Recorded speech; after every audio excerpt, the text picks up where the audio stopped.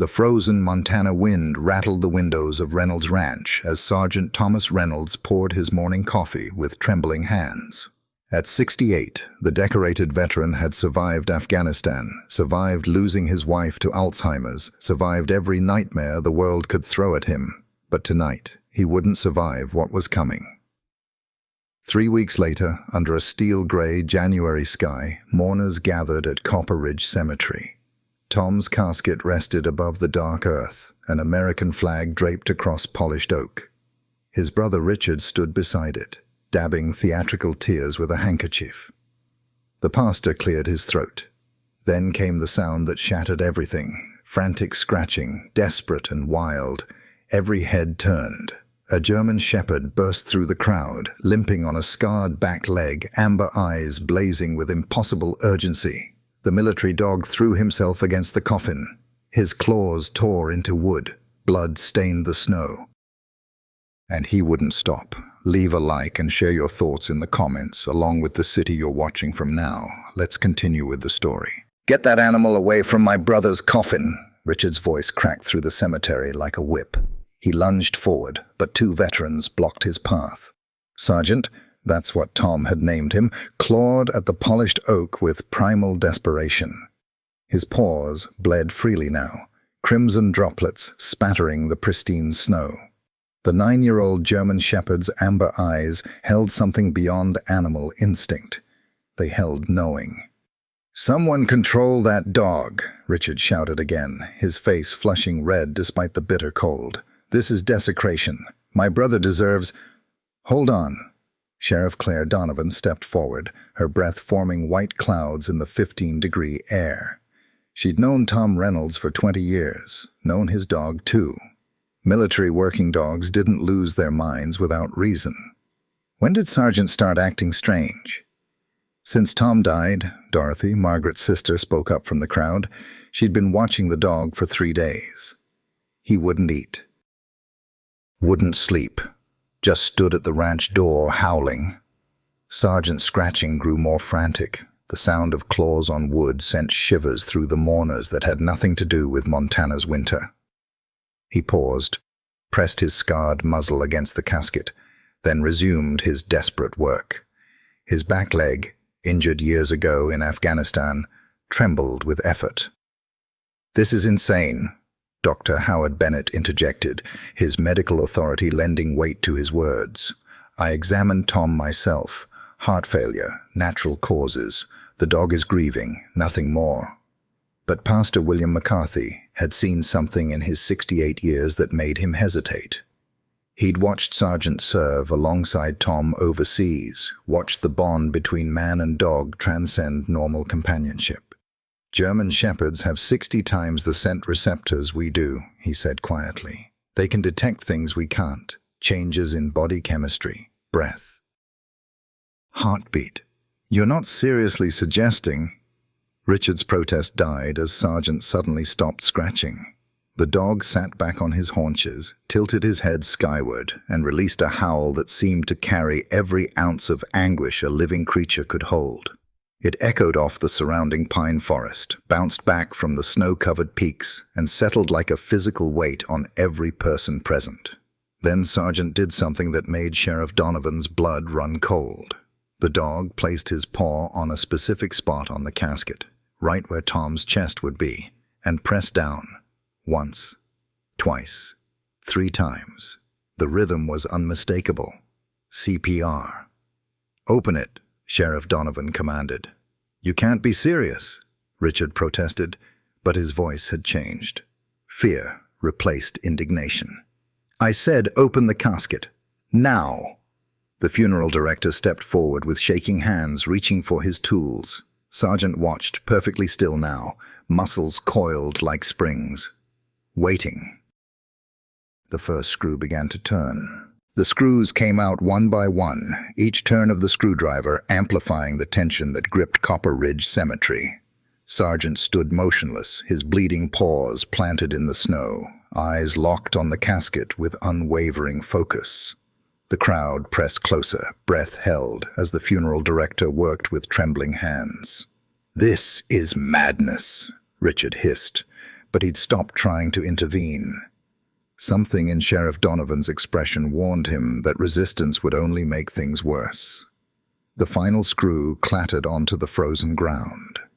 The funeral director grasped the lid, looked to the sheriff for confirmation, and lifted. Tom Reynolds lay perfectly still inside. His weathered face held the waxy pallor of death, skin gray beneath the cemetery's dim winter light. Cotton wool packed his nostrils. His hands, calloused from decades of ranch work and war, were folded across his chest in eternal rest. The American flag had been carefully tucked around his body. "He's dead," Dr. Bennett announced with medical authority. "I pronounced him myself 3 days ago.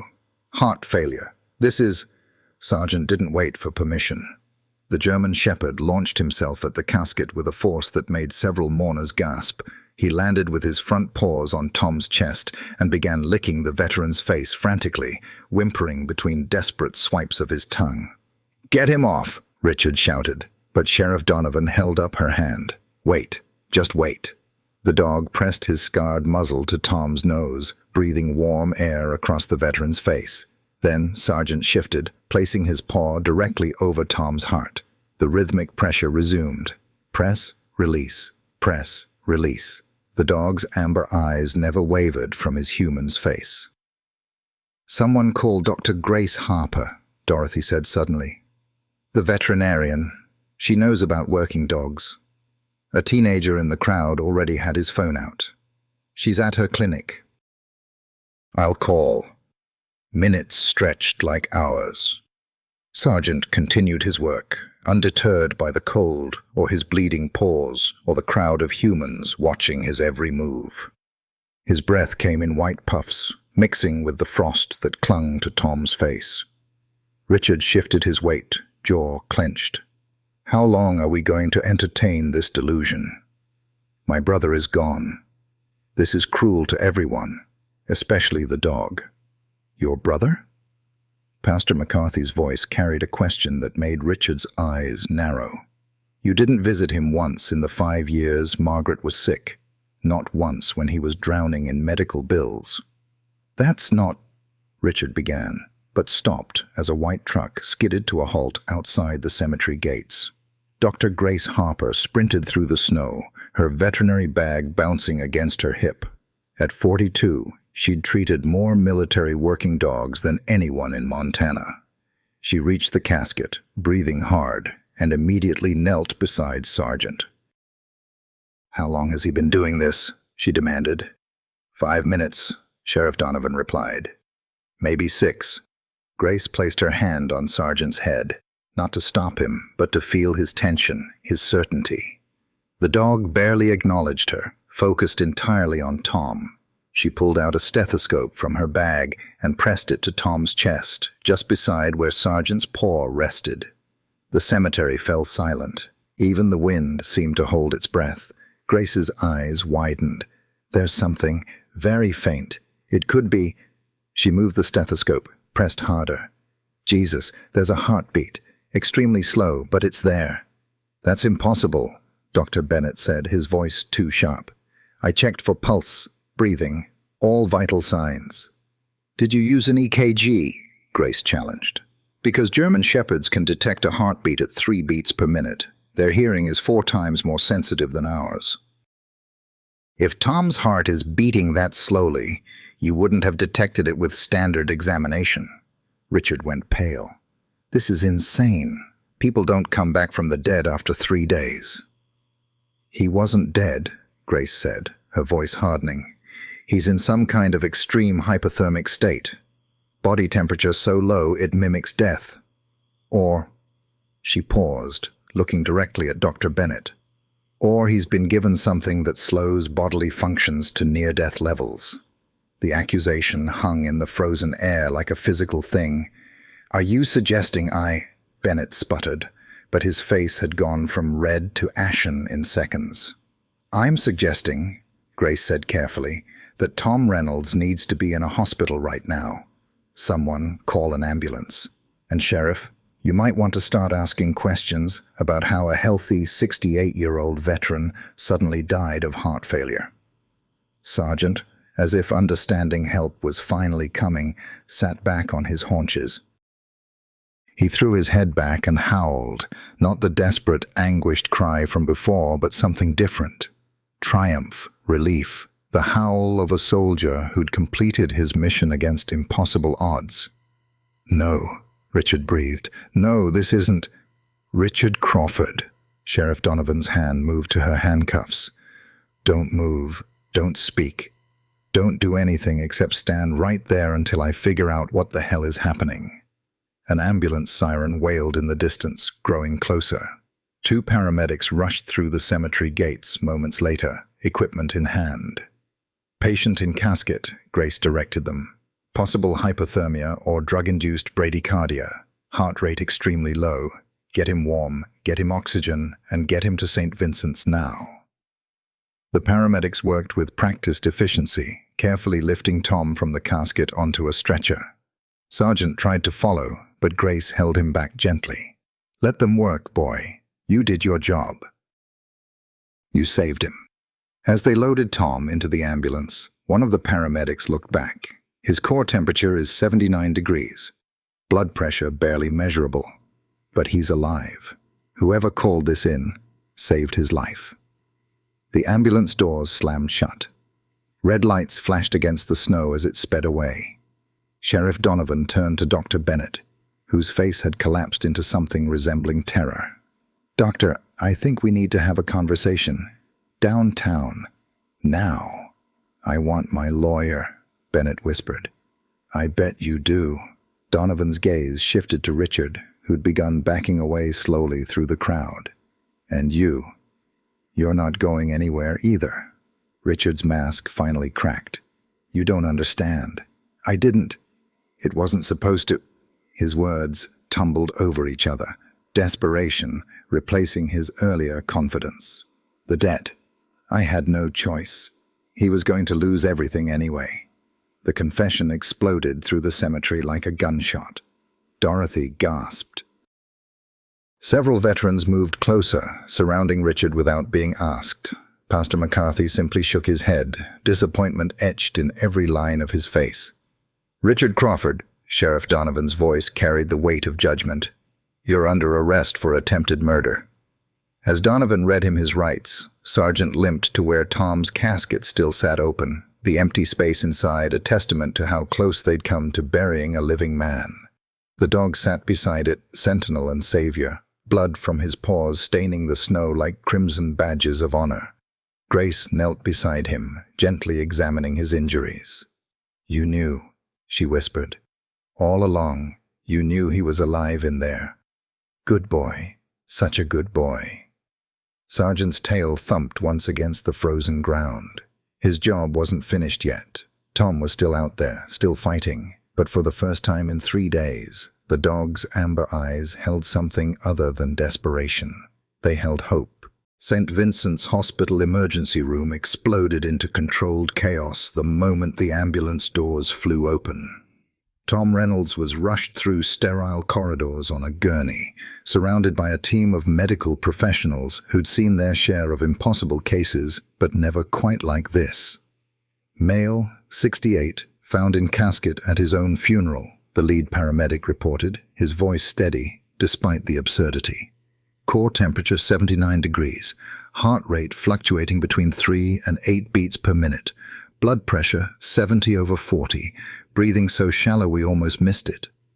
Dr. Sarah Chen, the ER's senior physician, took one look at the readings and felt ice slide down her spine. How long was he like this? 3 days, maybe more. That's not possible. No one survives 3 days with vitals that low without medical intervention. But even as she spoke, Dr. Chen was working, ordering heated IV fluids, warming blankets, oxygen. Run a full tox screen. Now, something's keeping him in this state. Back at Copper Ridge Cemetery, Grace Harper wrapped Sergeant's bleeding paws in gauze from her veterinary kit.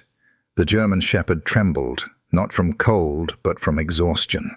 3 days of refusing food, water, sleep, all his energy focused on one impossible mission. "Easy, boy," Grace murmured, examining his gums. Too pale, his breathing was labored. When she pressed her stethoscope to his chest, the heartbeat was irregular, skipping beats. "Sheriff, we need to get Sergeant to my clinic. Something's wrong." Dorothy knelt beside the dog, her weathered hand gentle on his head. "He hasn't eaten since Tom collapsed. I tried everything." "It's not just grief." Grace's fingers found Sergeant's pulse, counted, too slow. She pulled back his eyelid. The pupil response was sluggish. A terrible suspicion began forming in her mind. "Help me get him to my truck." 20 minutes later, in Grace's veterinary clinic, the worst was confirmed. Blood work showed traces of the same compound that would soon be identified in Tom's system. A paralytic agent that slowed metabolic functions to near-death levels. Not enough to kill Sergeant outright, but enough to weaken him severely. "They poisoned the dog too," Grace breathed, staring at the results. "Probably to eliminate the one creature who'd know Tom was still alive. But German shepherds metabolize toxins differently than humans. Sergeant's military training and body mass helped him fight through it." Dorothy's face hardened with fury. "Richard did this, to his own brother, and to a dog who served our country." At the sheriff's station, Richard Crawford sat in an interrogation room, his earlier composure completely shattered. Sweat beaded on his forehead despite the room's chill. Across from him, Sheriff Donovan laid out a timeline on the table with methodical precision. 3 weeks ago, you visited Tom at the ranch. Neighbors saw you. I visit my brother sometimes. That's not a crime. 2 weeks ago, Tom started feeling ill, dizzy, weak. He mentioned it to Dorothy. Donovan's eyes never left Richard's face. 10 days ago, Dr. Bennett made a house call, unusual since Tom typically went to the clinic. Bennett prescribed what he called heart medication. Richard's jaw clenched. My brother had heart problems. Did he? Because his last physical 6 months ago showed a healthy heart, strong, no issues. Donovan leaned forward. 7 days ago, Tom collapsed. Bennett pronounced him dead within hours. No autopsy. Fast cremation scheduled, which you pushed for. Except Tom's church believes in traditional burial, so you were overruled. I wanted to spare him. You wanted him underground before anyone could examine the body closely. Donovan slapped a folder onto the table. We're testing everything now, Richard. The soup you brought. The medication Bennett prescribed. Tom's blood. Even the dog food at the ranch. Because yes, you poisoned Sergeant too. Richard's face went gray. I didn't mean it wasn't supposed to hurt the dog permanently. Just make him sleep through it. Make him not notice. The confession hung in the air like poison gas. Notice what, Richard? Notice that you were burying your brother alive. He wasn't supposed to wake up. The words exploded from Richard in a torrent of panic and rage. The dose was calculated. 3 days of suspended animation, then the body would shut down completely during burial. No oxygen. He'd never feel it. Never know. It would look natural. Donovan's hand moved to her recorder, ensuring every word was captured. Why? The land, the ranch. Margaret's medical bills destroyed him financially. Tom mortgaged everything to keep her in that facility, $15,000 a month for a woman who didn't even recognize him. Richard's voice broke between bitterness and desperation. I have debts. $2.5 million. My daughter's cancer treatment, bad investments, everything falling apart. Tom's sitting on $4 million in land, and he's wasting it on cows and memories. So you decided to kill him. I decided to end his suffering. Richard's eyes pleaded for understanding that would never come. Tom was miserable. Margaret's gone mentally. His body's breaking down. He lives alone with that dog. I was doing him a favor, and You deserve nothing. Sheriff Donovan stood, her contempt palpable. Tom would have given you money if you'd asked. He gave you $500,000 for Emma's treatment 10 years ago. Did you forget that? Richard flinched as if struck. That was different. That was charity. This is inheritance. It's supposed to be mine. In the adjacent room, Dr. Bennett was cracking under his own interrogation. Deputy James Walsh had laid out the evidence with surgical precision: emails, phone records, bank transfers. "Richard paid you $50,000 up front," Walsh said. "Another 100 promised after Tom was buried. You prescribed a compound you obtained illegally through your medical license. Tetrodotoxin derivatives mixed with other paralytic agents." Bennett's hands shook. He said it would be painless, that Tom wanted to die anyway, that we'd be helping. Did Tom look like he wanted to die when they pulled him from that casket? "I didn't know the dog would—" Bennett's voice cracked. "I'm a doctor. I took an oath. But Richard had evidence of a malpractice case I covered up. A patient who died because I prescribed the wrong medication. He said he'd expose me. I'd lose my license, go to prison. I have a family." I panicked. "So instead you committed attempted murder."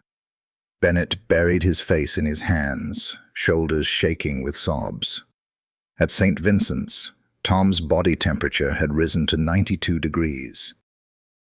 His heart rate stabilized at 40 beats per minute, still dangerously low, but climbing.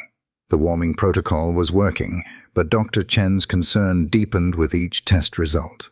"The compound in his system is sophisticated," she told the toxicology team, "designed to mimic death without actually killing quickly. If they'd buried him, suffocation would have finished what the poison started, made it look like his heart simply stopped." "How long until he's conscious?" "Could be hours, could be days. His brain has been oxygen deprived, but not enough to cause obvious damage. We won't know the extent of neurological impact until he wakes." Dr. Chen studied Tom's weathered face, the lines carved by war and loss. "If he wakes." Grace arrived at the hospital 90 minutes later, Sergeant bundled in blankets in her arms. The German Shepherd had collapsed in her clinic, heart rate dropping dangerously. She'd started emergency treatment, IV fluids, activated charcoal, supportive care, but Sergeant needed to be near Tom, needed to know his human was alive.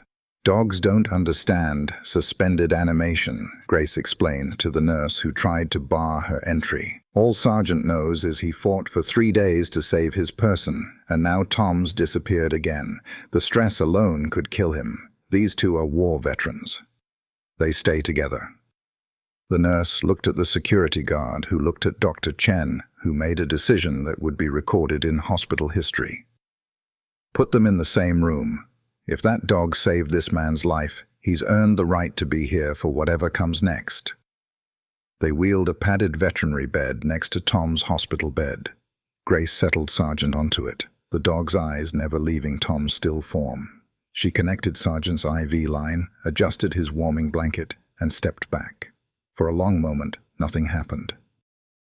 Then Sergeant, using reserves of strength he shouldn't have possessed, lifted his head, stretched his neck across the small gap between beds, rested his scarred muzzle on Tom's hand.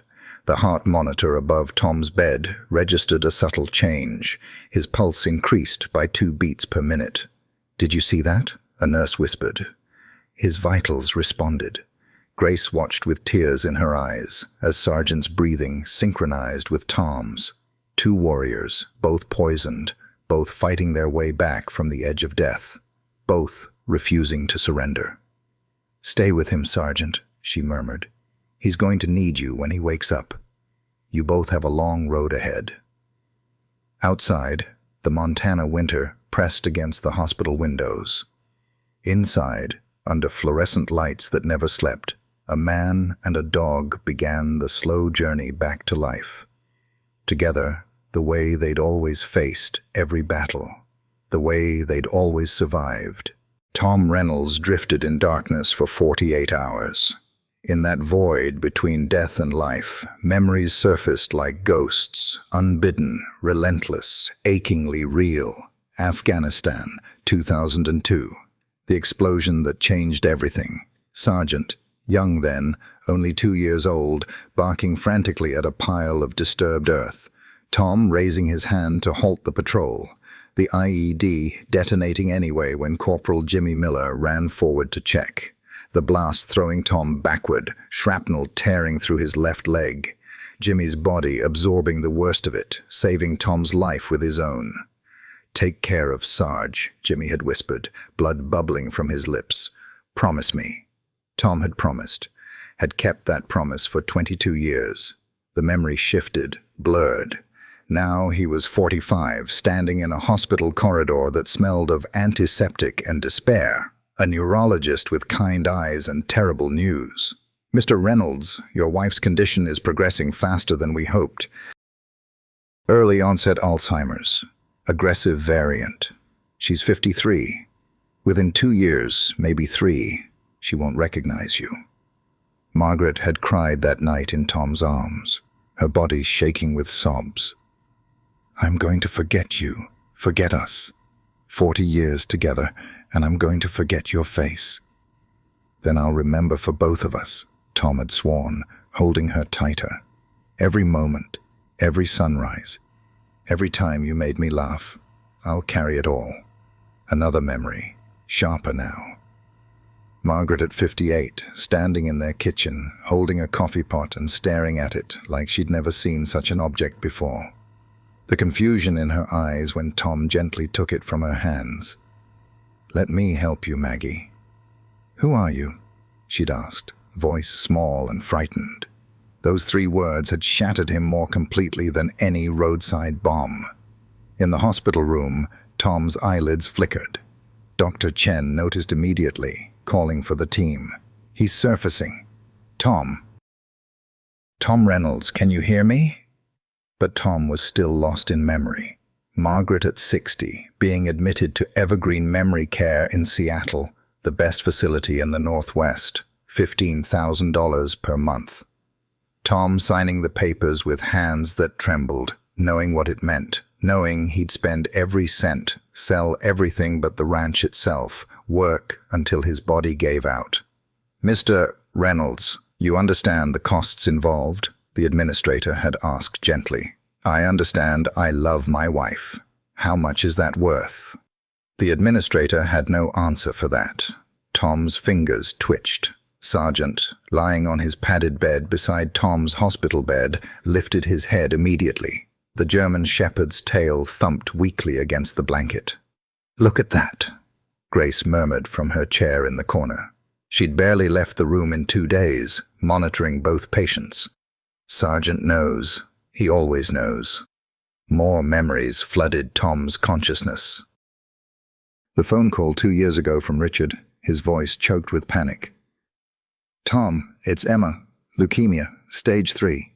The treatment? I can't afford it. Insurance cap's out at $500,000, and we need twice that." Tom hadn't hesitated. Had transferred $500,000 the same day, nearly everything he'd saved from his military pension and the ranch's modest profits, his entire safety net, gone in an instant. "You saved my daughter's life," Richard had said, weeping. "I'll pay you back. I swear I'll pay you back." "You don't owe me anything," Tom had replied.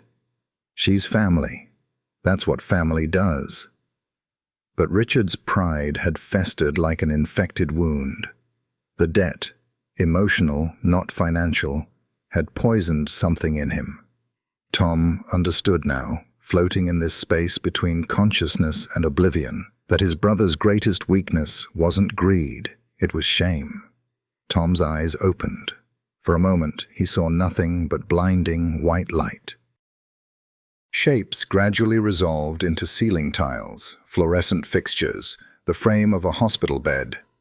His throat felt like sandpaper. His body was a foreign thing, heavy and unresponsive. "Tom?" Dr. Chen's face appeared above him, professional mask barely concealing her amazement. "Tom, you're in St. Vincent's Hospital. You're safe. Don't try to talk yet." But Tom's eyes were searching, desperate. His lips formed a word, barely audible. "Sarge?" "He's right here." Grace moved to the side of the bed and Tom's head turned with agonizing slowness. Sergeant lay 2 feet away, bandaged paws stretched toward Tom, amber eyes locked on his human's face. The dog's tail wagged once, twice. Then faster, as recognition flooded those intelligent eyes. Tears streamed down Tom's weathered cheeks. He couldn't speak, couldn't move much, but his hand inched across the gap between beds until his fingers brushed Sergeant's muzzle. The German shepherd pressed into the touch, whimpering softly. "Good boy," Tom whispered, voice cracking. "Such a good boy." Over the next hours, as Tom's body slowly remembered how to function, Dorothy sat beside his bed and told him everything. Richard's arrest, Dr. Bennett's confession, the poison that had nearly killed them both, the funeral that Sergeant had stopped. "He saved you, Tom," Dorothy said, gripping his hand. "When everyone thought you were dead, when they were about to bury you alive, Sergeant wouldn't give up. He clawed through wood with bleeding paws to reach you." Tom's gaze never left his dog. "He always was smarter than me." "There's something else." Dorothy's voice dropped, became gentler. "About Margaret." Tom's heart monitor spiked. "Maggie. What about—" "She's still alive, Tom. Still at Evergreen. But the bills... You've been paying $15,000 a month for 5 years. The ranch is mortgaged to the breaking point. Your accounts were nearly empty when Richard—" She paused, choosing words carefully. "When this happened." The room tilted. Tom had known the costs were crushing him, but hearing it laid out so starkly made the weight unbearable. "How long can I keep her there? Without income? Maybe 30 days before they require payment you can't make." Tom closed his eyes.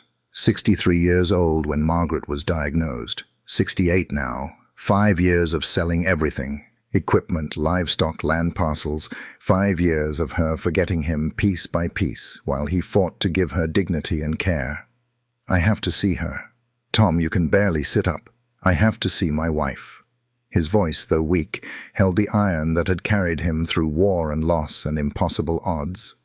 "However long she has left knowing comfort instead of fear, I won't take that from her. I won't." 3 days later, against medical advice, Tom discharged himself from the hospital. Grace drove him the 400 miles to Seattle with Sergeant in the back seat, both patients still recovering but inseparable. Evergreen Memory Care sat on a hillside overlooking Puget Sound. Beautiful, expensive, worth every penny for the gentle dignity with which they treated their residents.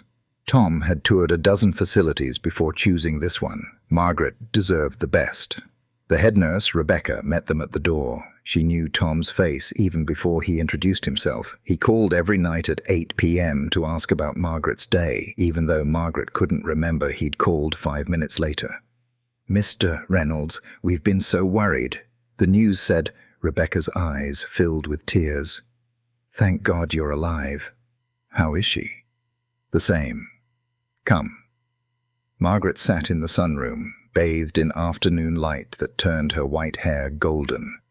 At 68, she still held traces of the woman Tom had married 4 decades ago, still beautiful in the way that mattered. Still his Maggie. Tom lowered himself into the chair beside her, every muscle protesting. Sergeant lay at his feet, quiet and watchful. "Hello, Margaret," Tom said softly. She turned, blue eyes vague and distant, looked at him the way one looks at a stranger, polite, curious, empty of recognition. "Hello. Do I know you?" The words were arrows, familiar but no less painful. "I'm Tom, your husband." "Oh," she smiled, uncertain. "That's nice. I think I had a husband once. Or maybe I dreamed it." Tom reached for her hand. She let him take it, this kind stranger who seemed sad for reasons she couldn't grasp.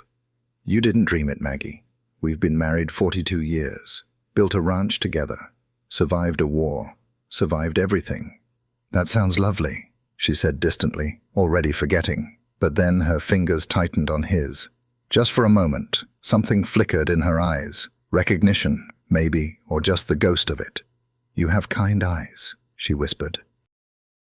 "I think I loved someone with eyes like yours." Tom's composure cracked. 42 years of marriage, and now she loved him only as a memory she couldn't quite reach. He pressed her hand to his lips, shoulders shaking with silent sobs. Sergeant rose, pressed his body against Tom's legs, offering the only comfort a dog could give, solid, warm, present, a reminder that love persisted even when memory failed. "I'm here, Maggie," Tom whispered against her hand. "I'll always be here. Even when you don't remember, I'll remember for both of us. That's my promise. That's my choice." In his pocket, his phone buzzed. A text from Sheriff Donovan. "Richard's trial date set. 2 months. You'll need to testify." Tom silenced the phone. Richard, the betrayal, the trial, all of it could wait. Right now, in this moment, there was only Margaret's hand in his, Sergeant's warmth against his leg, and the afternoon sun painting everything gold. Outside, the world turned. Inside, a man chose love over bitterness, presence over absence, memory over forgetting. It was the only choice that mattered. The drive back to Copper Ridge felt longer than 400 miles. Tom sat in silence, staring at Montana's winter landscape while Sergeant slept fitfully in the back seat. Grace kept glancing at him, worried by how still he'd become since leaving Evergreen. "She smiled at you," Grace offered gently. "That's something." "She smiles at everyone." Tom's voice was hollow. "The mailman, the nurses, strangers. I'm just another stranger now."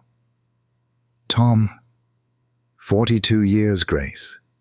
I know every freckle on her shoulders, every scar, every story.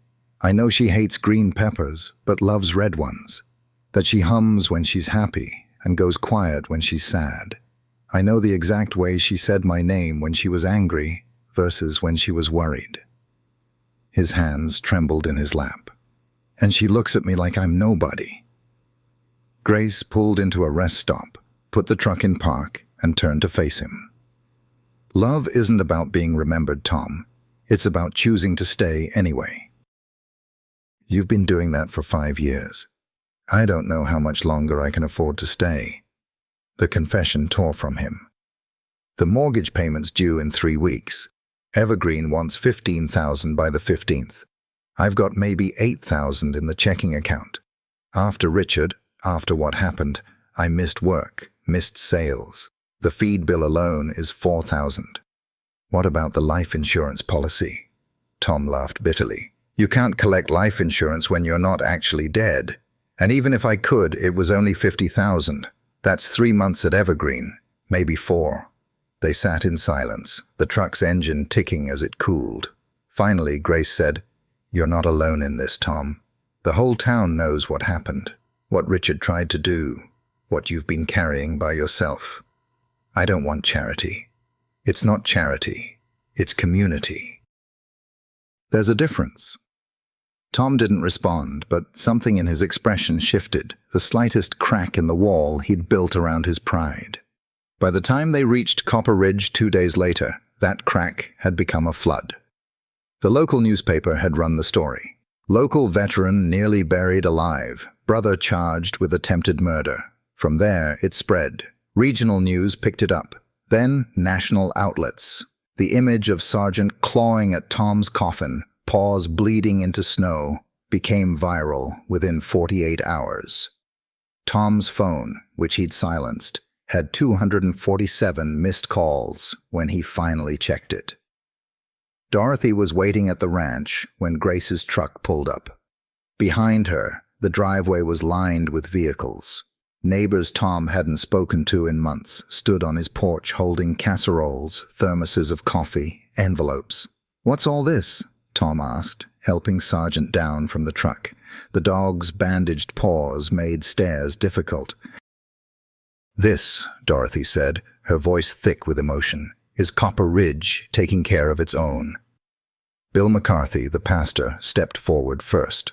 68 years old like Tom, fellow veteran from a different war. "Tom, the church took up a collection, $32,000, for Margaret's care." Tom's legs almost gave out. Bill, I can't. You can, and you will. Bill pressed an envelope into Tom's hand. You came to my son's funeral when he died in Iraq. Sat with me for 6 hours in my kitchen while I fell apart. You think I forgot that? You think any of us forgot how you've been there whenever someone needed help? Now it's our turn. Others came forward, pressing checks and cash into his hands. Sarah Chen from the diner, $500. The Johnsons, who owned the feed store, $2,000 plus 6 months of feed credit. Veterans he'd served with, ranchers he'd helped during hard seasons, people whose names he barely remembered, but whose crises he'd apparently eased over the years. I don't deserve this, Tom whispered. Maybe not, old Frank Morrison said, his weathered face serious. But Sargent deserves a human who's not crushed by debt, and Margaret deserves to spend whatever time she has left in comfort. So take the damn money, Tom, and let people love you the way you've loved everyone else for 40 years. Inside, Dorothy had set up a laptop on the kitchen table. There's more. A woman in Seattle started a GoFundMe. Save Tom Sarge, American Heroes. It's at $400,000 and climbing. Tom sat down heavily, Sargent immediately pressing against his legs. 400. That's not real. It's very real. Dorothy pulled up the page, showing him the numbers. Donations from all 50 states. Messages from strangers moved by the story. Veterans organizations pooling resources. A Hollywood actor who'd served in the military before becoming famous had donated $50,000 and tweeted about Tom to his 3 million followers. You're not fighting alone anymore, Dorothy said gently. None of us are letting you fall. Not after everything. The next weeks blurred together. Tom spent mornings working the ranch. Slower now, his body still recovering from the poison. Sargent shadowed him everywhere, the German Shepherd's mobility improving daily, but his vigilance never wavering. The dog refused to let Tom out of his sight for more than minutes at a time. Afternoons, Tom called Margaret. Every day at 2 p.m., like clockwork. Rebecca would put the phone to Margaret's ear, and Tom would talk about the ranch, the weather, memories from when they were young. Margaret never remembered the previous day's call, but sometimes she'd laugh at his stories, and that was enough. Tell me about the chickens, she said one day. We don't have chickens anymore, Maggie. Sold them 3 years ago. Oh, a pause. Did I like chickens? You loved them, named every single one. Got mad at me when I suggested eating Henrietta. Henrietta sounds like a good name for a chicken. Her voice was distant, childlike. I wish I could remember loving chickens. I remember for both of us, Tom said, his voice steady, though his eyes burned. That's enough. Evenings meant trial preparation. Sheriff Donovan came by twice a week with the county prosecutor, a sharp woman named Diana Torres, who'd made elder abuse cases her specialty. Richard's lawyer is going with a mental breakdown defense, Torres explained, spreading documents across Tom's kitchen table. Claiming the stress of his debts, Emma's illness years ago, your success while he struggled, all of it made him snap. They're going to paint him as sympathetic. He poisoned me and my dog, then tried to bury me alive, Tom said flatly. There's nothing sympathetic about that. I agree, but juries can be unpredictable, especially when family's involved. We need you to testify about your relationship with Richard. The money you gave him for Emma. How he betrayed that trust. Tom nodded slowly, but his expression was pained. Richard wasn't always like this. When we were kids, He stopped, searching for words. He was my little brother. I taught him to ride. Covered for him when he got in trouble. When our parents died, I made sure he got through college, even though I'd already enlisted. What changed him? Torres asked. I don't know. Pride, maybe, or shame. I never made him feel less than me, but I think he felt it anyway. Tom absently stroked Sargent's head, the dog's presence grounding him. After I gave him the money for Emma, he couldn't look me in the eye. like I'd diminished him somehow by helping. Some people, Dorothy said quietly from where she was making coffee, would rather destroy you than admit they need you. Richard's pride killed whatever love he had left. 3 weeks before the trial, Emma Reynolds appeared at Tom's door. 25 years old, rail-thin, with her father's eyes, but her mother's gentler features. She stood in the February cold, tears freezing on her cheeks. "Uncle Tom, Her voice broke. "I didn't know. I swear, I didn't know what Dad was planning." Tom studied her for a long moment, then stepped aside. "Come in. You're freezing." Inside, Emma sat at the kitchen table, where her father had sat weeks before, plotting murder. The irony wasn't lost on anyone. Sergeant sniffed her cautiously, then lay down at Tom's feet, accepting but watchful. "I found out from the news," Emma said, hands wrapped around the coffee mug Dorothy offered. "I've been in Portland for work. When I called Dad and he didn't answer, I looked online and saw..." She swallowed hard. "He tried to kill you. Because of money. Because of debts that started with saving my life."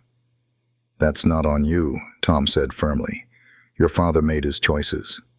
But if I hadn't gotten sick, then you'd be dead, Emma. I'd choose saving you over keeping money every single time.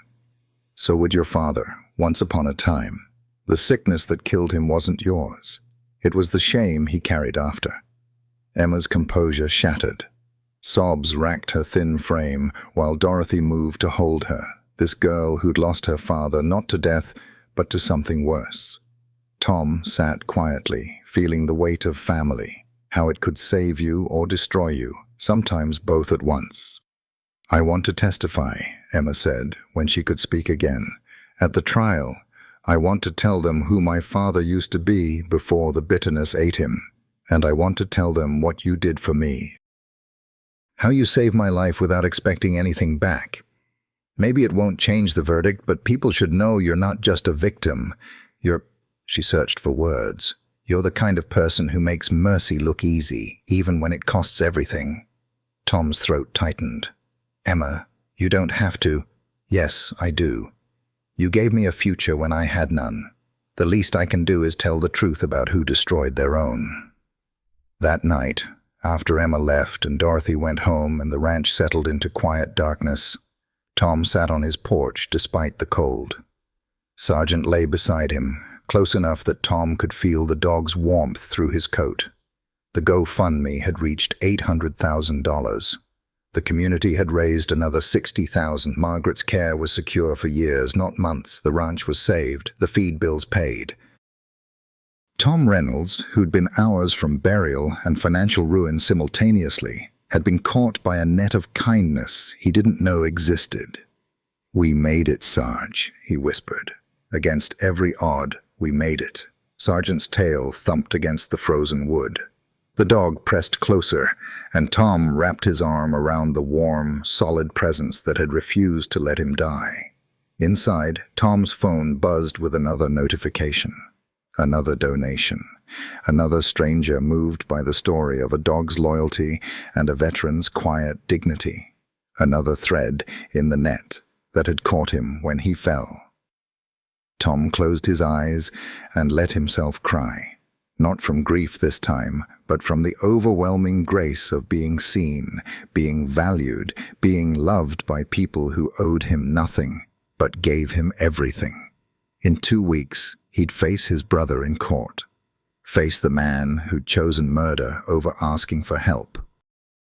But tonight, on this porch, with his dog pressed against his side, and a community he'd served now serving him back, Tom Reynolds felt something he hadn't felt in 5 long years. He felt hope. The Copper Ridge County Courthouse was built in 1891, its wooden benches worn smooth by generations of witnesses to justice. On a gray March morning, every seat was filled. Reporters lined the back wall. Veterans in their uniforms sat shoulder to shoulder in the gallery.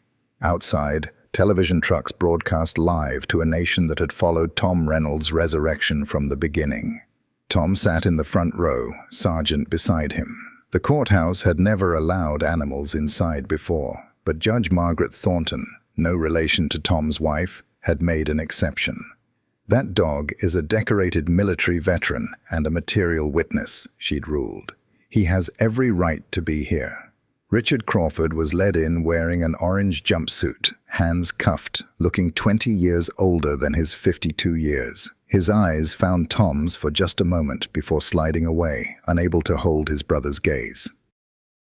Behind Richard sat his lawyer, Marcus Webb, a public defender who looked exhausted before the trial even began. Diana Torres stood to deliver her opening statement. "Ladies and gentlemen of the jury, this case is about betrayal of the deepest kind. Thomas Reynolds saved his brother's daughter's life, giving him $500,000 when Emma was dying of leukemia. Thomas never asked for repayment, never held it over his brother's head, never made Richard feel small for needing help." She paused, letting the words settle. "And how did Richard Crawford repay that mercy? By poisoning his brother with a paralytic compound designed to mimic death, by having him declared dead prematurely, by planning to bury him alive, conscious and aware, to suffocate in a coffin while Richard inherited everything." Gasps rippled through the gallery. Several jurors visibly recoiled. "You'll hear testimony about the sophisticated planning involved, about Dr. Howard Bennett's role in prescribing illegal compounds, about how Richard poisoned not just Thomas, but also Sergeant." She gestured to the German Shepherd, a decorated military working dog, hoping to eliminate the one creature whose senses were keen enough to detect that Thomas was still alive. Torres walked to the jury box, making eye contact with each member. Richard Crawford didn't just attempt murder. He attempted to steal his brother's dignity, his wife's care, his legacy. And he would have succeeded if not for the loyalty of a dog who refused to accept what every human believed, that Tom Reynolds was dead. Marcus Webb's opening was brief, almost apologetic. "The defense doesn't dispute the basic facts. Richard Crawford made terrible choices, but we ask you to consider the context. A man drowning in debt, watching his brother's land appreciate while his own life collapsed, suffering from severe depression and impaired judgment. This was not a calculated killer. This was a desperate man who broke under impossible pressure." The first witness was Dr. Bennett, who'd taken a plea deal in exchange for testimony. He looked gray and hollow, walking to the stand, nothing like the confident physician who'd pronounced Tom dead 6 weeks ago. "Dr. Bennett," Torres began, "tell the court about your relationship with Richard Crawford." Bennett's voice was barely audible. "Richard came to me 4 months ago, said he needed help with a family matter. At first I thought he wanted medical advice. Then he asked if I knew of any substances that could simulate death. And what did you say? I told him no, told him to leave my office." Bennett swallowed hard. "But he came back 3 days later with documents, evidence that I'd made a fatal prescribing error 2 years ago. A patient died because I gave the wrong dosage of blood thinners. I'd covered it up, falsified records. Richard said he'd expose me unless I helped. So you agreed. I was terrified. I'd lose my license, face criminal charges, maybe prison. I have a wife, children. I panicked." Tears streaked Bennett's face.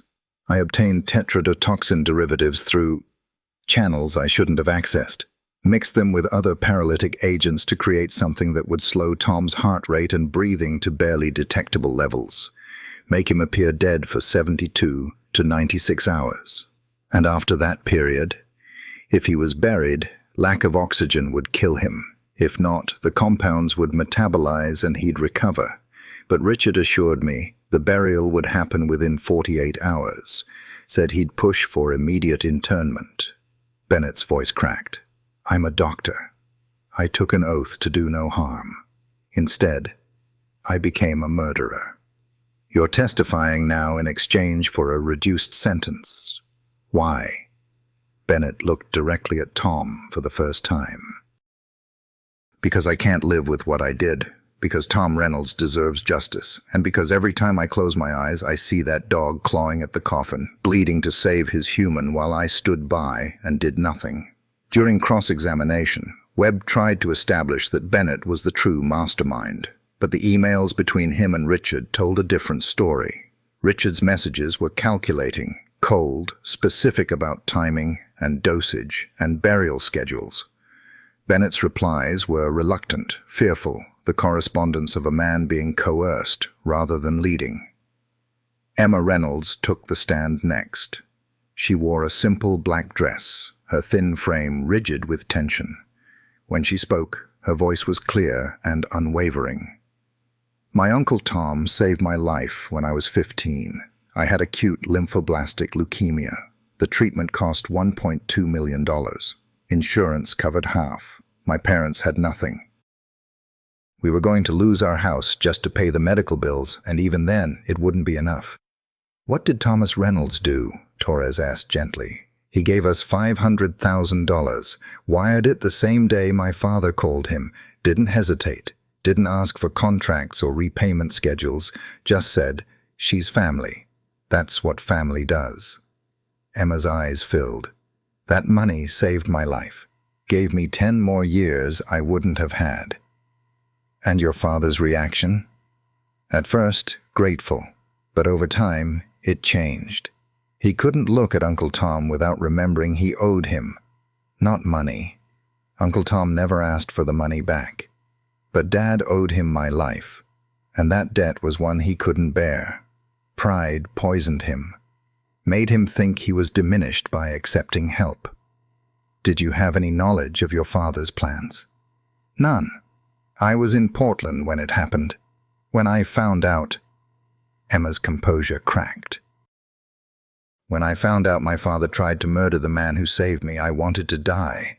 The guilt, the shame, knowing my life was what made Dad desperate enough to... She couldn't finish. Emma, Torres said softly, your uncle wants you to know that what your father did is not your fault, that saving you was the easiest choice he ever made. Emma looked at Tom, tears streaming. Tom nodded once, his eyes wet, but his expression gentle, forgiving. During Webb's cross-examination, he tried to paint Richard's desperation as understandable, but Emma shut it down. My father had $2.5 million in debt. Most of it wasn't from my illness. It was from bad investments, gambling, choices he made after I was healthy. He used me as an excuse for his greed. Don't let him hide behind my cancer. The courtroom fell silent. When Tom took the stand, he moved slowly, still recovering. Sargent followed, lying at his feet once Tom was seated.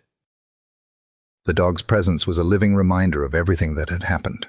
Torres led Tom through the timeline, Richard's visits, the soup that made him ill, the symptoms that Dr. Bennett diagnosed as heart problems, the moment he lost consciousness, then the gap, 3 days of nothing, and finally, waking in a hospital to learn his brother had tried to bury him alive. Mr. Reynolds, when did you realize Richard was behind this? In the hospital, Sheriff Donovan told me what they'd found. The poison, the conspiracy. I didn't want to believe it. Richard was my little brother. I taught him to fish, to ride, to be a man. Tom's voice was steady but full of grief. When our parents died, I made sure he finished college, even though I'd already enlisted. When he needed money for Emma, I gave it without question. I would have given him the ranch itself if he'd asked. Why didn't he ask? Pride, shame. Maybe he thought I'd say no. Or maybe... Tom paused, considering. Maybe he couldn't stand owing me anymore. Easier to kill me than admit he needed me. How do you feel about your brother now? Tom was silent for a long moment. When he spoke, his voice was heavy with sorrow. I love him. I hate what he did. I grieve for who he used to be. But I can't forgive attempted murder. Not just against me, but against Sargent. He touched the dog's head, who never did anything but love and serve. Richard poisoned an innocent animal to cover his crime. That's unforgivable. Webb's cross-examination attempted to suggest Tom was partially responsible, that flaunting his land's value while Richard struggled had pushed his brother over the edge. Tom's response was quiet but devastating. "I never flaunted anything. I worked that ranch alone after Margaret got sick, sold everything I could to pay her medical bills. I was mortgaged to the breaking point, barely surviving, and Richard knew it. He didn't want my land because I was rich. He wanted it because he saw it as something owed to him, something he deserved more than I did. That's not desperation, that's entitlement." The prosecution rested. The defense called character witnesses, people who'd known Richard before the bitterness consumed him, who testified to financial pressures and mental anguish. But their words felt hollow against the mountain of evidence. The cold calculation in Richard's emails, the poison purchased through illegal channels, the timing orchestrated down to the hour. In his closing argument, Webb made one last appeal. Richard Crawford is not a monster. He's a broken man who made catastrophic choices. Punish him, yes. But remember, he acted from desperation, not evil. Torres stood for her rebuttal, her voice ringing through the courthouse. Desperation asks for help. Desperation reaches out. Evil plans in secret. Evil poisons. Evil watches its victim be buried alive and calls it inheritance. She turned to the jury. Tom Reynolds would have given Richard everything if he'd asked. Instead, Richard chose murder. That's not desperation. That's evil wearing desperation's mask. The jury deliberated for 6 hours. When they returned, the forewoman stood. On the charge of attempted murder in the first degree, we find the defendant guilty. On the charge of conspiracy to commit murder, we find the defendant guilty. On all counts, guilty. Richard's shoulders slumped. His lawyer's objections were automatic, pro forma, already defeated. Tom sat motionless, feeling no triumph. Only the hollow weight of justice served and brotherhood destroyed. Judge Thornton scheduled sentencing for 2 weeks later. As Richard was led away, he looked back one final time. His mouth formed words Tom could read even without sound. "I'm sorry." Tom closed his eyes. Sorry didn't resurrect trust. Sorry didn't unpoison wells. Sorry was just another word for too late. Outside the courthouse, reporters swarmed. Tom pushed through with Sargent, saying nothing until he reached his truck. Dorothy and Grace waited there, along with Pastor McCarthy and a dozen others from town. "It's over," Dorothy said. Tom shook his head. "The trial's over, but nothing else is." He looked down at Sargent, whose amber eyes held understanding that transcended species. "We've got a long road ahead, boy. Margaret still needs us. The ranch needs work. Life needs living." Sargent's tail wagged once. Forward. Always forward. Tom climbed into his truck, started the engine, and drove home through Montana's early spring, leaving justice behind and carrying only the future ahead.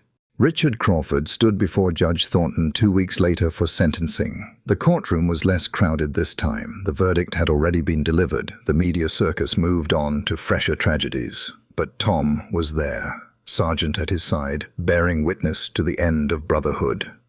"Mr. Crawford," Judge Thornton began, her voice carrying the weight of 3 decades on the bench. "I've presided over many cases in my career, theft, assault, even murder. But I've never seen betrayal quite like this. You didn't just attempt to kill your brother. You tried to steal his dignity, his wife's care, and his legacy. You poisoned an animal who served this country with honor, and you did it all while wearing the mask of grief." Richard stood motionless, head bowed. His lawyer had already filed appeals that would go nowhere. The prosecution recommended 25 years. The defense asked for 15 with possibility of parole. "I'm sentencing you to 30 years in state prison. No parole eligibility for 20. You'll be 72 years old before you have a chance at freedom. The same age your brother would have been if you'd succeeded in burying him alive." A sound escaped Richard's throat. Half sob, half gasp. His legs buckled slightly, but the bailiff held him upright. "Take him away," Judge Thornton said quietly. As Richard was led past, he stopped. The bailiff tried to move him, but Richard resisted long enough to look at Tom. "I was drowning," he whispered, "and I pulled you under instead of asking for a hand up. I'm sorry doesn't cover it, but it's all I have left." Tom met his brother's eyes. "I would have given you the hand, Rich. All you had to do was reach." Then Richard was gone, and Tom was left staring at empty space where his brother had stood. Sergeant pressed against his leg, grounding him. Outside, spring was arriving in Montana. Snow melted in patches, revealing brown grass that would green in weeks. Tom drove home in silence, Grace following in her own truck. The ranch felt different now, not emptier but waiting for whatever came next. What came next was a phone call 3 days later. Rebecca from Evergreen, her voice gentle with practiced sympathy. "Mr. Reynolds, Margaret's taken a turn. She stopped eating. We think—" A pause. "We think you should come." Tom was in his truck within minutes, Sergeant beside him. The 400-mile drive to Seattle blurred past. He called Dorothy from the road, told her to mind the ranch, called Emma, who met him at Evergreen with red eyes and coffee she knew he wouldn't drink. Margaret lay in her room overlooking Puget Sound, the water gray and restless under cloudy skies. At 68, she looked ancient and young simultaneously, her face smooth in sleep, but her body wasted by time and disease. Tom pulled a chair close, took her hand, and settled in to wait. "The doctors say her organs are shutting down," Rebecca explained softly. "It happens sometimes with Alzheimer's patients. The body just decides it's done. We're keeping her comfortable. She's not in pain." Tom nodded, unable to speak. Sergeant lay at his feet, chin on paws, watching Margaret with the patience only dogs possess. For 2 days, Tom sat vigil. He talked to Margaret about the ranch, about Sergeant's heroics, about spring coming early this year. He talked about the trial, about Richard, about forgiveness he wasn't sure he felt. He talked about their wedding day 42 years ago, when she'd worn her grandmother's dress and he'd worn his dress uniform, and neither of them could stop smiling. Margaret never responded. Her breathing grew shallow, irregular. Nurses came and went. Emma brought Tom food he barely touched. Dorothy called every few hours, updating him on the ranch, on community members asking about Margaret, on life continuing while death approached. On the 3rd day, as afternoon light painted the room gold, something changed. Margaret's eyes opened, not the vacant, confused gaze Tom had grown accustomed to, but sharp, clear, present. "Tom?" Her voice was barely a whisper, cracked from disuse. "Is that really you?" Tom's heart stopped.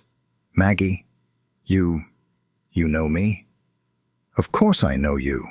Her hand tightened on his, stronger than it had been in years. "You're my husband. We built a ranch together. You came home from war, and I thought I'd die from relief." Tears streaked her cheeks. "Oh, Tom, I've been so lost, so confused. But right now, in this moment, I remember everything." Tom couldn't breathe. 5 years she'd been gone, locked in fog, and now she was back.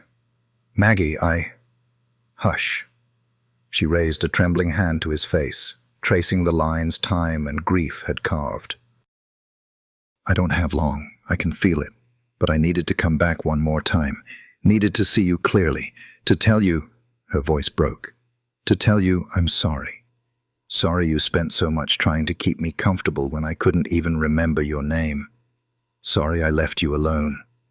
"You didn't leave."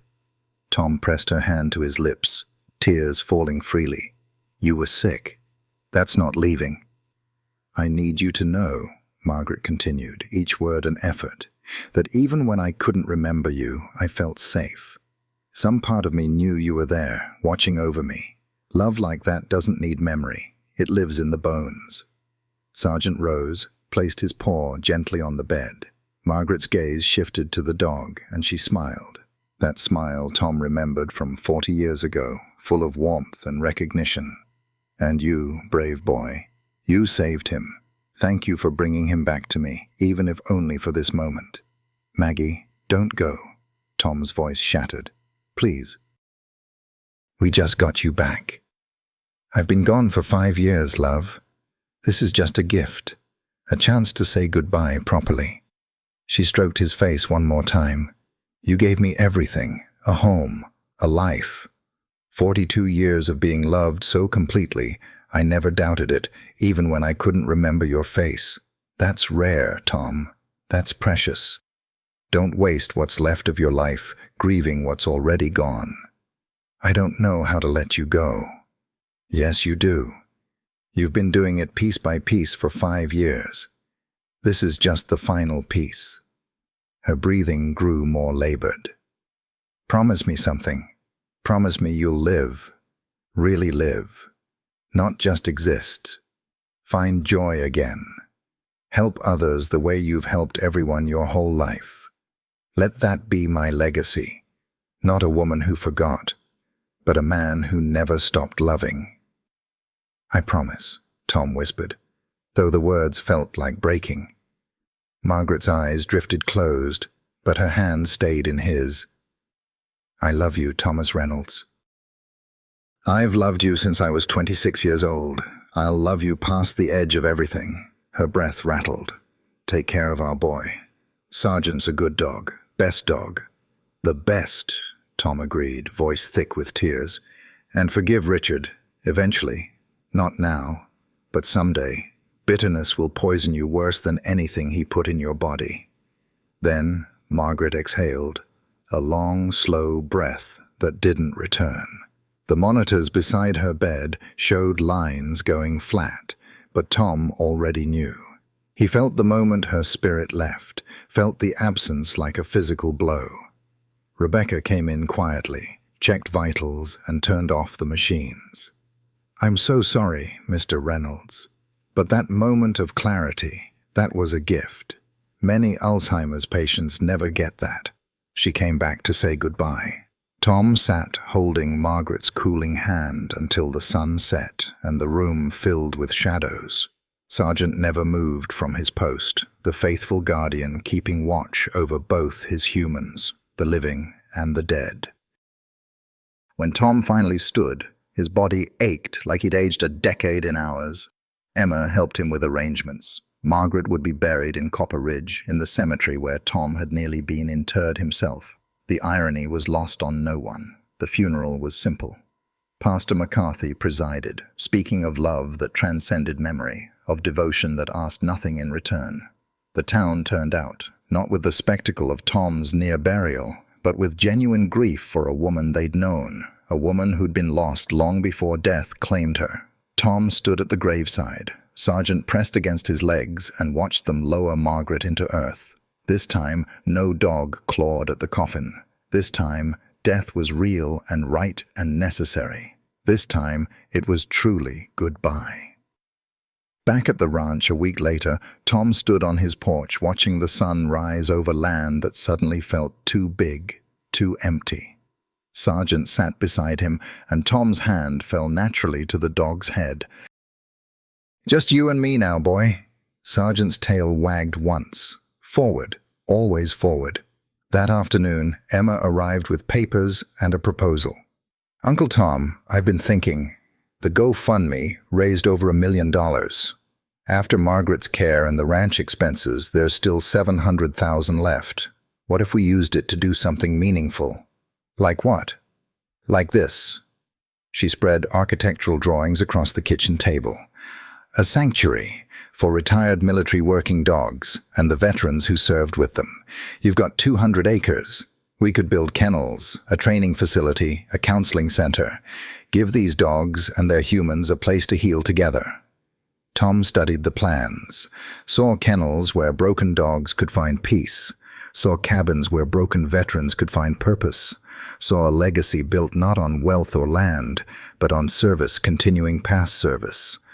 Reynolds Haven, he said softly. If you'll let me help run it, I'd be honored.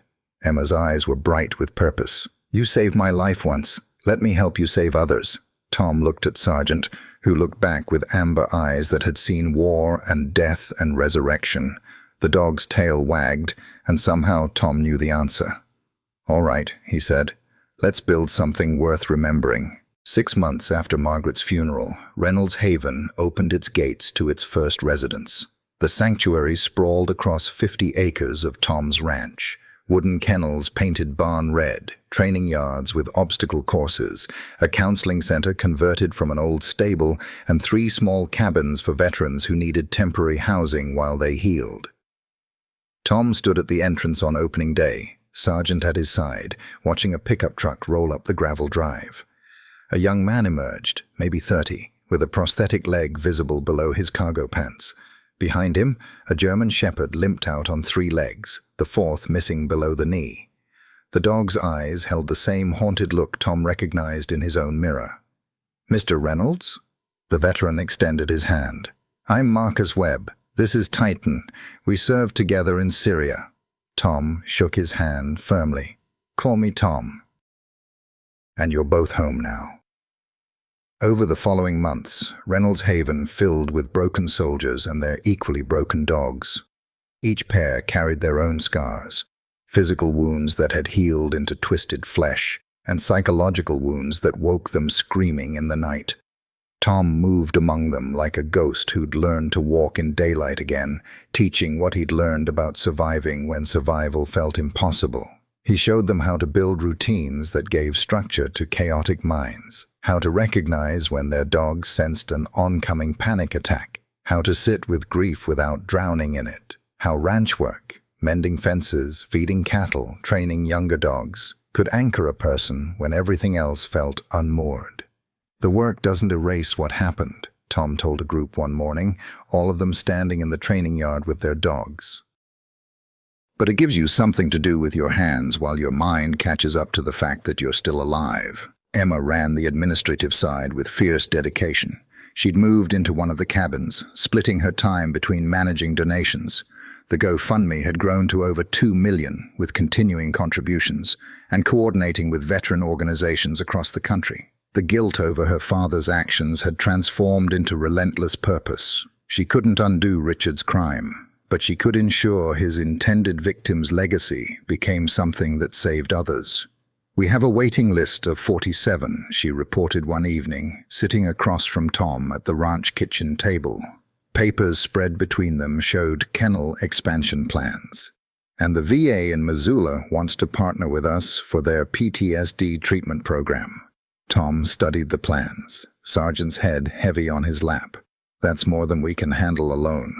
So we hire more staff." Grace says she knows 3 other veterinarians who'd love to work here part-time, and Pastor McCarthy suggested we recruit some of the older veterans in town to help with training. Emma's hazel eyes held the determined gleam of someone who'd found her calling. "Uncle Tom, what you've built here, it's saving lives. We can't turn people away because we're afraid of growing too fast." He looked at her, this young woman who'd lost her father to his own bitterness but refused to let that poison her. "Your dad would be proud of you. Not the man he became at the end, but the man he was before the shame ate him. That man would be proud." Emma's eyes filled, but she smiled. "I hope so. I write him, in prison. He doesn't always write back, but when he does..." She paused. "He's different. Smaller, somehow. Like being locked away cracked something open in him." Tom understood. Some men needed to lose everything before they could see what they'd thrown away. He thought of Richard sometimes, especially late at night when sleep wouldn't come. He'd forgiven his brother in the way Margaret had asked, not forgetting, not excusing, but releasing the poison that bitterness would have become. On Sergeant's 10th birthday, Tom threw a small party at the ranch. Veterans and their dogs gathered in the main yard, along with Dorothy, Grace, Pastor McCarthy, Sheriff Donovan, and a dozen others from Copper Ridge who'd become extended family. Someone had baked a dog-safe cake that Sergeant demolished with enthusiasm, his tail wagging with the joy of a puppy despite his graying muzzle. "Speech!" someone called out, and the crowd took up the chant. Tom stood reluctantly, Sergeant immediately at his side. He looked at the faces gathered, broken people finding wholeness, abandoned dogs finding purpose, a community built from shared survival. "A year ago," he began, voice rough with emotion, I was lying in a coffin, poisoned by my own brother, minutes from being buried alive. Sergeant saved me, but the truth is, he'd been saving me for years before that. Every day, Margaret forgot my name, Sergeant remembered. Every night I wanted to give up, Sergeant gave me a reason to see morning. He paused, hand falling to the German shepherd's head. We don't deserve dogs. They love without condition, serve without question, and forgive without hesitation. Sergeant taught me that survival isn't enough, that living means choosing to matter, choosing to help, choosing to let people love you even when you feel unlovable. His gaze swept the crowd. Every person here, every dog here, has survived something that should have destroyed them. But survival is just the beginning. What we do after, that's what defines us. Reynolds Haven exists because I was given a second chance at life, and I'll be damned if I waste it. The applause was thunderous. Sergeant barked once, as if in agreement, and the gathered dogs joined in. A chorus of survival, a symphony of second chances. That night, Tom drove to the cemetery alone, Sergeant in the passenger seat. He parked and walked to Margaret's grave, fresh flowers in hand. The headstone was simple granite, her name and dates and the words, "Beloved wife, forever remembered." "Built something worth keeping, Maggie," he said softly, placing the wildflowers she'd loved. "Turned our pain into something that helps others. Emma's thriving. The ranch is alive again. And Sergeant," he glanced at the dog sitting sentinel beside him, "he's got purpose beyond just keeping his broken old human alive."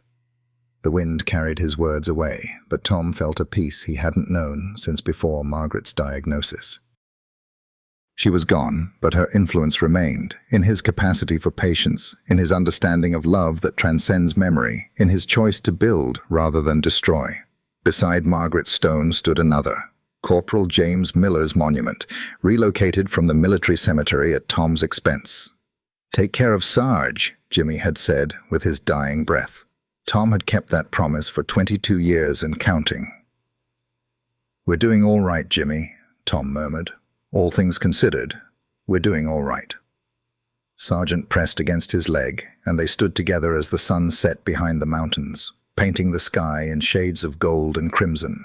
Two soldiers who'd survived war, survived betrayal, survived the slow death of watching loved ones fade.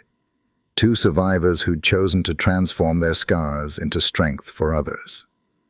As they walked back to the truck, Tom's phone buzzed. A text from the VA coordinator. "Just got approval. Starting next month, Reynolds Haven is officially partnered with our PTSD program. You're changing lives, Tom." He showed the message to Sergeant, who wagged his tail as if he understood. Maybe he did. German shepherds were smarter than most people gave them credit for. The drive home took them past rolling hills where cattle grazed, past the new kennels where lights glowed in windows and dogs barked in comfortable conversation, past the training yard where tomorrow 3 new veteran dog pairs would arrive seeking the healing Tom and Sergeant had found. Home now meant more than just survival. It meant purpose, community, legacy. It meant taking the worst thing that ever happened and transforming it into the best thing he'd ever done. Tom pulled into his driveway and sat for a moment, engine idling, looking at the ranch house that had witnessed so much sorrow and was now the heart of so much hope. Sergeant watched him with those amber eyes that had seen him through war and poison and grief. "Come on, boy," Tom said, opening the door. "We've got work tomorrow. Lives to save. Stories to tell." They walked to the porch together, man and dog, survivor and savior, teacher and guardian. The night was clear, stars brilliant in Montana's big sky, and for the first time in years, Tom Reynolds looked at those stars, not with the exhaustion of someone just trying to make it to morning, but with the anticipation of someone who had mornings worth waking for. Inside, he poured kibble for Sergeant and made a simple dinner for himself. They ate side by side, comfortable in the silence of those who've weathered storms together. Later, Sergeant would sleep at the foot of Tom's bed as he had every night for 9 years, and Tom would sleep without nightmares, knowing that if danger came again, those ears would hear it first, those eyes would see it clearest, that loyal heart would face it fearlessly, But tonight held only peace. Tomorrow would bring its challenges, more broken veterans, more traumatized dogs, more work to be done. But Tom had learned that purpose was the antidote to despair, that service was the answer to suffering, that love, whether from wife, brother, or dog, was what made survival worth the struggle. He sat on the porch one last time before bed, Sergeant beside him, and whispered to the Montana night, "From ashes we rise, from winter spring comes, from death life." Sergeant's tail thumped against the wood. Agreement, promise, hope. They rose together and went inside, where warmth waited and morning would come, and the work of redemption would continue, one saved life at a time. Maybe you've watched a loved one forget your name like Margaret did. Maybe you felt invisible, like the world moved on without you. Maybe you've wondered if your best years are behind you, if what you built matters anymore. Tom was 58 when his own brother tried to bury him alive. He'd lost his wife to a disease that stole her memories. He was drowning in debt, alone, except for a scarred dog who refused to give up on him. But here's what Tom discovered that changes everything. Your second act can be greater than your first. The pain you've survived isn't wasted. It's preparation for the lives you're meant to touch. Tom turned a ranch into Reynolds Haven, saving dozens of broken veterans and dogs. At 58, he didn't retire into bitterness. He built a legacy that will outlive him. Your wisdom, your scars, your survival, they're not endings. They're the foundation for something beautiful. The world needs what only you can give, the perspective that comes from enduring, the strength that comes from breaking and healing, the love that comes from knowing how precious time truly is. Have you ever felt invisible or wondered if your purpose was gone? What second chance are you building right now? Share your story in the comments. Your words might be exactly what someone else needs to hear today.